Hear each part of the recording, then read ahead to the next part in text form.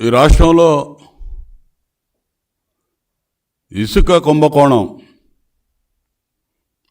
ఇసుక దోపిడీ మీద జరుగుతున్నటువంటి అక్రమాలు, ప్రభుత్వం దోచుకుంటున్నటువంటి విధానం అనేక రోజులుగా తెలుగుదేశం పార్టీ, ఇతర ప్రతిపక్ష పార్టీలు, పత్రికలు, మీడియా గొంతెత్తి అరుస్తూ ఉన్నాయి. అన్ని ఆధారాలతో సహా గతంలోనే ఇవన్నీ కూడా స్పష్టంగా చూపించాం, వెలుగెత్తి చాటాం రాష్ట్రానికి. మా పార్టీ అధినేత చంద్రబాబు నాయుడు గారు కూడా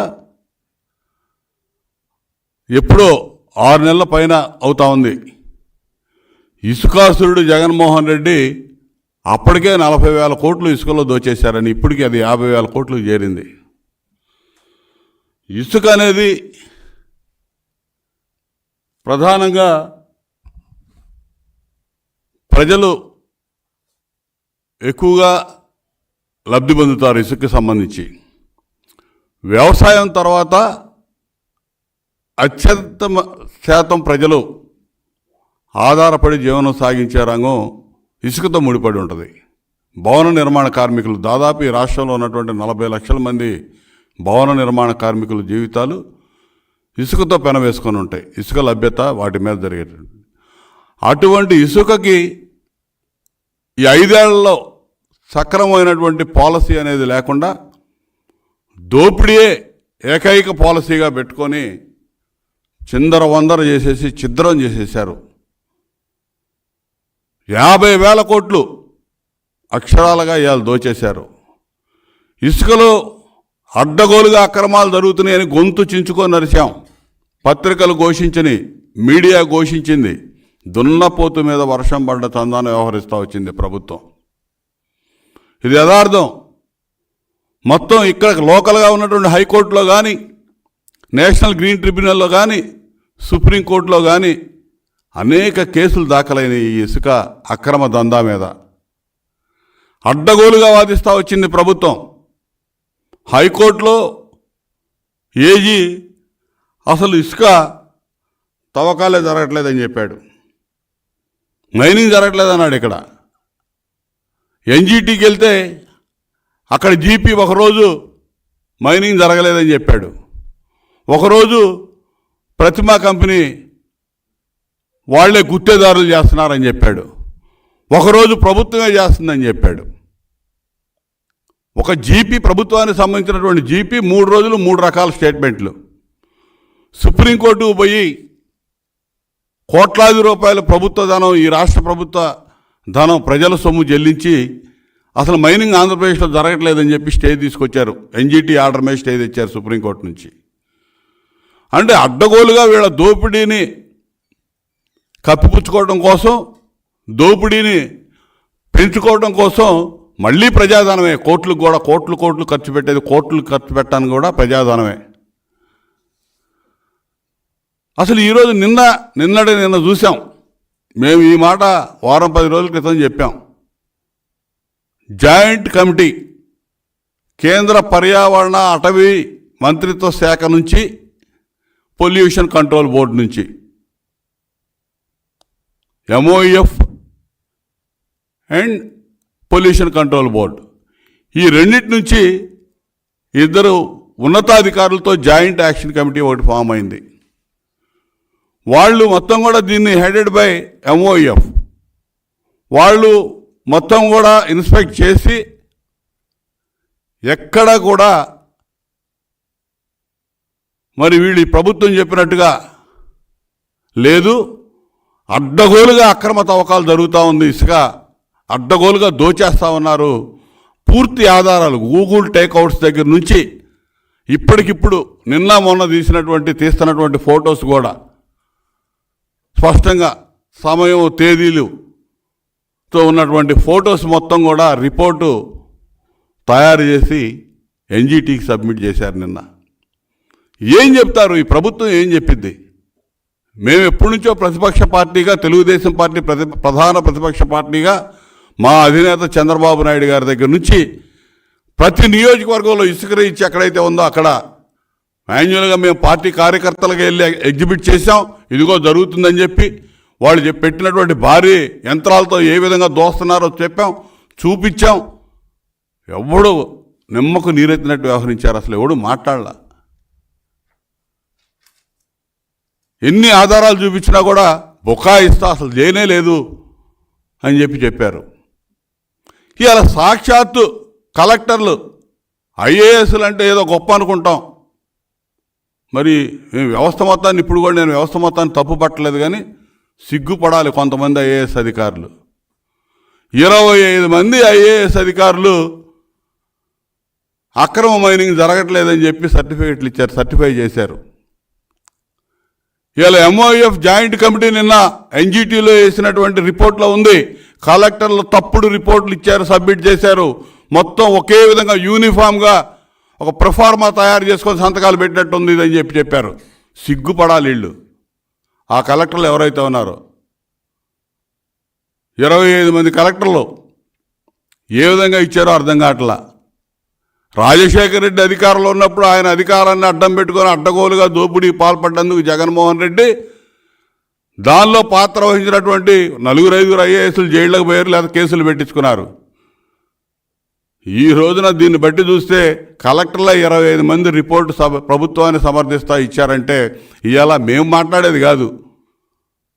జాయింట్ కమిటీ రిపోర్ట్లో అటవీ మంత్రిత్వ శాఖ, పర్యావరణ అటవీ మంత్రిత్వ శాఖ, అదేవిధంగా పొల్యూషన్ కంట్రోల్ బోర్డ్ జాయింట్గా ఇన్స్పెక్ట్ చేసినటువంటి రిపోర్ట్లో కలెక్టర్లు తప్పుడు రిపోర్ట్లు ఇచ్చారని చెప్పి సబ్మిట్ చేశారు. వీళ్ళందరూ కూడా రేపు శిక్షార్హులే, జైలుకు పోవడానికి అర్హులే వీళ్ళంతా. ఇంకా దీన్ని సమర్థించినటువంటి కార్యదర్శి హోదా, ప్రిన్సిపల్ సెక్రటరీలు, డైరెక్టర్సు, చాలామంది అధికారులు ఉంటారు. ఇది ఒక ఇసుక సంబంధించే, మిగతా రంగాలకు పోతే ఇంకెంతమంది తేలుతారో తెలియదు. కానీ ఈ ఆంధ్రప్రదేశ్ రాష్ట్రంలో ఉన్నటువంటి ఐఏఎస్ వ్యవస్థలో ఎంతమంది జైలుకు పోవడానికి సిద్ధంగా ఉన్నాడో అర్థం కావట్లా దీన్ని చూస్తూ ఉంటే. అసలు ఏంటి, ఎటుపోతూ ఉంది? ద్వివేది ఐఏఎస్ ప్రిన్సిపల్ సెక్రటరీ ఈ మైన్స్ ద్వివేది చెప్పాడు 1528 కోట్లు ఆదాయం వస్తుంది జేపీ వెంచర్స్ నుంచి అని చెప్పాడు. రూపాయి గట్ల వాళ్ళు రూపాయి గట్ల ప్రిన్సిపల్ సెక్రటరీ ఇచ్చినటువంటి స్టేట్మెంట్ ఉంది. రూపాయి గట్ల ఎందుకు చెప్తా ఉన్నానంటే 1100 కోట్లు ప్రభుత్వం జగనన్న కాలనీలకు ఇసుక దోలినందుకు అని చెప్పి హౌసింగ్ డిపార్ట్మెంట్కి 1100 కోట్లు చెల్లించిందండి. అదేవిధంగా 80 కోట్లు నాడు నేడు కింద స్కూళ్ళు బాగు చేసినందుకు అని చెప్పి స్కూల్ ఎడ్యుకేషన్కి ఒక 80 కోట్లు చెల్లించారు. R&R కింద దాదాపు 50 కోట్లు వీళ్ళు చెల్లించారు ఎదురు జేపీ సంస్థకి. నవంబర్ నెల వరకు జేపీ సంస్థని అడ్డం పెట్టి దోచారు. ఇప్పుడు ప్రతిమ, జేసీకేసీ అనే సంస్థల రంగంలో దింపారు. ఏ పర్మిషన్ లేవు. అదే నిన్న చెప్తా ఉన్నారు వీళ్ళందరూ కూడా, ఈ జాయింట్ కమిటీ కూడా. పొల్యూషన్ కంట్రోల్ బోర్డు పర్మిషన్ లేదు. సియా గతంలోనే చెప్పింది ఆంధ్రప్రదేశ్ రాష్ట్రంలో అసలుకి అనుమతులన్నీ రద్దు కాబడ్డాయి, అసలు వీళ్ళు తీయటానికి లేదు, ఈసీలు లేవు, ఈసీలు ఇచ్చేంత వరకు మీరు శాండ్ మైనింగ్ చేయొద్దని చెప్పింది సియా. ఇవాళ 41 రీచీలకి అనుమతులు ఇచ్చింది సియా అని చెప్తా ఉన్నారు. కానీ వాళ్ళు ఇచ్చినా కూడా పొల్యూషన్ కంట్రోల్ బోర్డు అనుమతులయ్యి లేకుండా చేస్తూ ఉన్నారు. ఎవరు చేస్తూ ఉన్నారు? గుత్తేదారులు చేస్తూ ఉన్నారు. గుత్తేదారులు అనుకుంటున్నారు మందేం పోయిందిలే ప్రభుత్వం అందని. రేపు ప్రభుత్వం మారుతుంది, మేము అధికారంలోకి రాబోతా ఉన్నాం. ప్రభుత్వం కదా, ప్రభుత్వం అప్పుడు ప్రభుత్వంలో ఎవడైతే ఉన్నాడో వాళ్ళు పిలిచి కట్టిస్తారనుకుంటున్నారు. ప్రభుత్వం, ముఖ్యమంత్రి, ఇదంతా కూడా ముఖ్యమంత్రి బాధ్యుడు. ముఖ్యమంత్రే చేపిస్తా ఉన్నాడు. ముఖ్యమంత్రి కింద మీరందరూ తయారయ్యారు చేయటానికి. ముఖ్యమంత్రితోటే బాధ ఇది. ఈ గుత్తేదారు సంస్థలు ఏవైతే ఉన్నాయో వాళ్ళందరూ రెస్పాన్సిబిలిటీ ఫిక్స్ చేస్తాం, అధికారులకి ఫిక్స్ చేస్తారు. వీళ్ళ ఆస్తులు జప్తు అవుతాయి, రేపు జైళ్ళకి పోతారు. దానికి సిద్ధంగా ఉండాలి ముందు. ఇప్పుడు అసలు ఈ కుంభకోణం ఇప్పుడు నుంచి కాదు, జేఏసీ చెప్పిన రిపోర్ట్లో ఉంది 2021 నుంచి జరుగుతూనే ఉందని చెప్తా ఉన్నారు అక్రమ మైనింగ్ అనేది. అప్పటి నుంచి కూడా గూగుల్ టేక్అవుట్ ద్వారా తీసినటువంటి ఛాయాచిత్రాలన్నీ కూడా సబ్మిట్ చేశారు. ఇప్పుడు నిన్న చేసిన దానిలో రిపోర్ట్లో సబ్మిట్ అయి ఉన్నాయి. అసలు ఇంత అడ్డగోలు దోపిడీకి అధికారులు సహకరించడం చాలా బాధాకరం. గుత్తేదారులు కూడా ప్రభుత్వమే చూసుకుంటుందిలే మాకేంది అనుకుంటున్నారు. వీళ్ళు దోచుకుంటున్నారు, దోచి వాళ్ళకి పెడుతున్నారు, 90% వాళ్ళకి పెడుతున్నారు, 10% వీళ్ళు తింటున్నారు. కానీ రేపు బాధ్యత వీళ్ళకి కూడా ఉంటుంది. మైనింగ్ డైరెక్టరు అర్హత లేని వ్యక్తిని తీసుకొచ్చి APMDC DMG director mines and geology పెద్ద పెద్ద పోస్టుల్లో పెట్టారు. అడ్డగోలు దోచుకోవడానికి అతను తెచ్చిపెట్టారు. అర్హత లేనివాడిని తీసుకొచ్చి అక్కడ పెట్టారు. రకరకాల మేనేజ్ చేయడానికి చూస్తూ ఉంటాడు అతను. ఏదో ఒక విధంగా మేనేజ్ చేయాలి. నిందగా మనం 16వ తేదీ చెన్నై పోయాడు. ఎందుకు పోయాడు చెన్నై?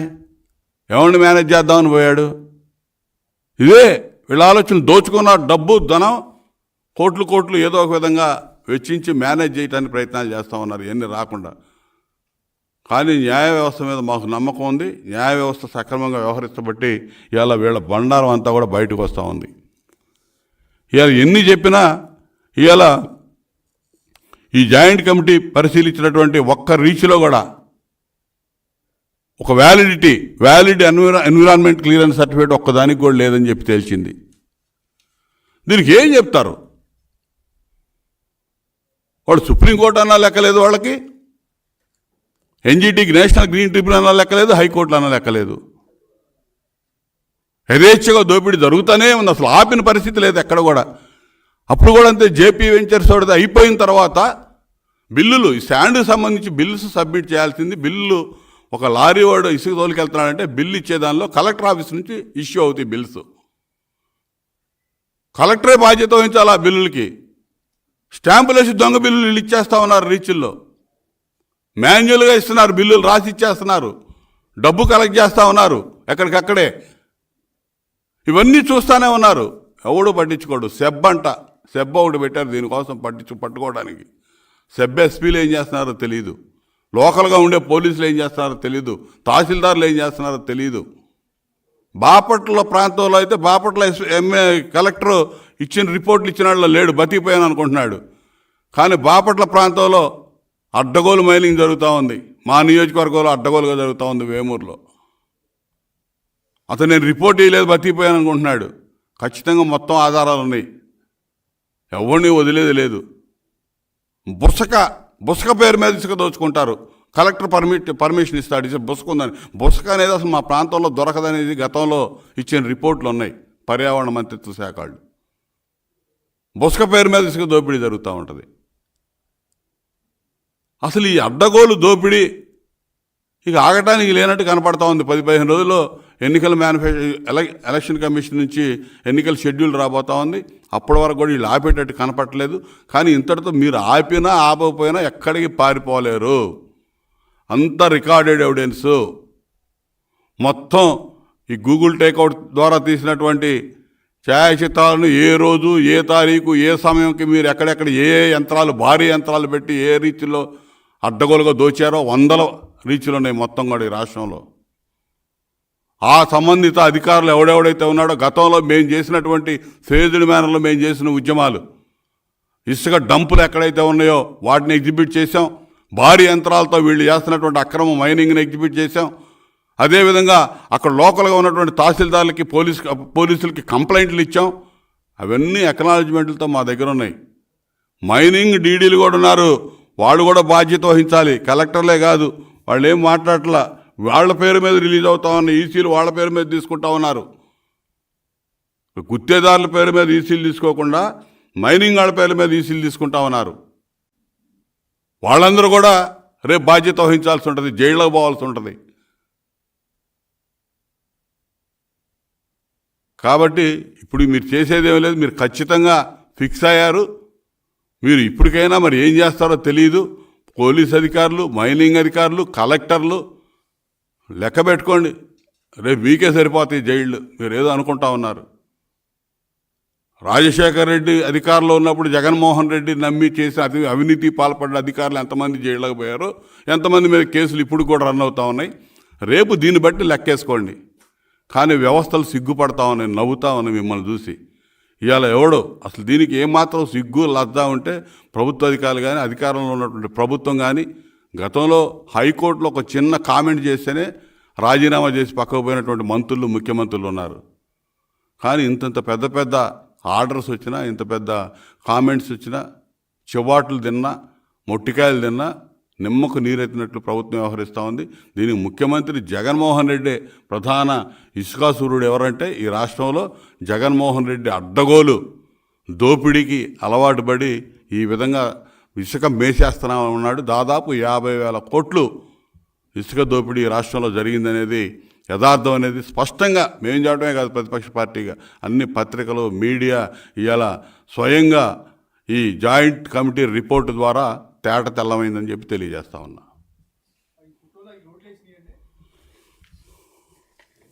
అవి ఇసుక దోపిడీ కోసం వాళ్ళు రోడ్లు వేసుకున్నాయి. భారీ యంత్రాలు, ఎక్కడ కూడా భారీ యంత్రాలు పెట్టకూడదని ఏ సిఐ ఇచ్చినా, పొల్యూషన్ కంట్రోల్ బోర్డు ఇచ్చినా అసలు యంత్రాలు అనేవి వాడకూడదనేది మామూలుగా అది మ్యాండేట్ అసలుకి. అవేమో బిల్స్ కలెక్టర్ ఆఫీస్ నుంచి ఇష్యూ అయ్యే బిల్స్, కలెక్టర్ ఆఫీస్ నుంచి బిల్స్ ఇష్యూ అవటం అంటే కలెక్టరే బాధ్యత వహించాలి ఆ బిల్లుకి. కలెక్టర్ ఆఫీస్ నుంచి బిల్లు వచ్చిందంటే అది కింద గుమస్తా స్టాంప్ వేసి ఇచ్చినా కూడా కలెక్టర్ బాధ్యత వహించాలి.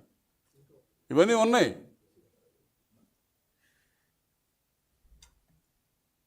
అది రెడ్ మార్క్ చేసినంత గూగుల్ టేక్అవుట్ ద్వారా తీసింది.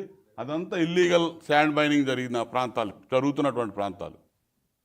అంతకంటే ఆధారాలు ఏముంటాయి? ఆ రెడ్ అంతా ఇల్లీగల్ శాండ్ మైనింగ్. అవన్నీ ఏ ఏరియాలు, ఏ శాండ్ ఎక్కడ రీచ్లో జరిగినాయి అదంతా కూడా ఉంది. ఎక్కడ తప్పుకోవడానికి లేదు. వీళ్ళు మొత్తం కూడా ఫిక్స్ అయిపోయారు. గతంలో చంద్రబాబు గారు చెప్పిన దోపిడీ వాస్తవమని నిర్ధారణ అయింది. ఈ నేపథ్యంలో ముఖ్యమంత్రి జగన్ అధికారంలో కొనసాగే నైతిక అర్హత ఉందా? ఖచ్చితంగా లేదు. కానీ ఈ ప్రభుత్వానికి, ఈ ముఖ్యమంత్రికి వీళ్ళకి అసలు ఇటువంటి లెక్క ఏముంది? సిగ్గు లజ్జేమీ లేదు వీళ్ళకి.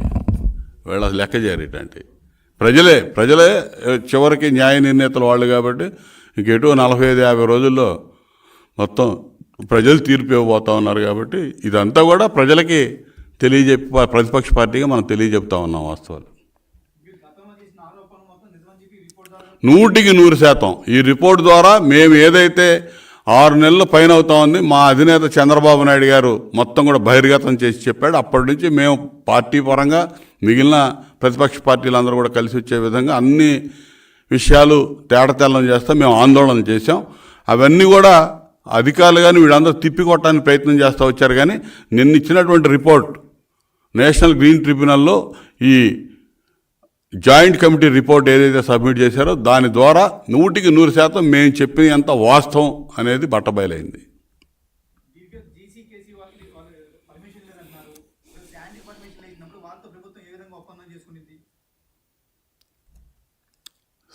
శాండ్ చేసుకున్నారు. ఏ విధంగా చేసుకున్నారు? ఎంత బినామీ కంపెనీలే కదా.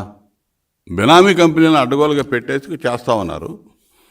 ఏ విధంగా చేసుకున్నారు? ఏ పర్మిషన్ లేకుండా చేసుకొని చేపిస్తూ ఉన్నారు వాళ్ళని అడ్డం పెట్టి. ప్రజల్లో తీసుకెళ్తాం. ఎక్కడెక్కడ ఏ రీచ్ల్లో జరుగుతుందో ఇల్లీగల్ శాండ్ మైనింగ్ మరింకొకసారి ప్రజలకు చూపించడానికి ప్రయత్నం చేస్తాం. ఇక ప్రజలకు వదిలిపెడతాం. ప్రజలే తీర్పిస్తారు దాని మీద.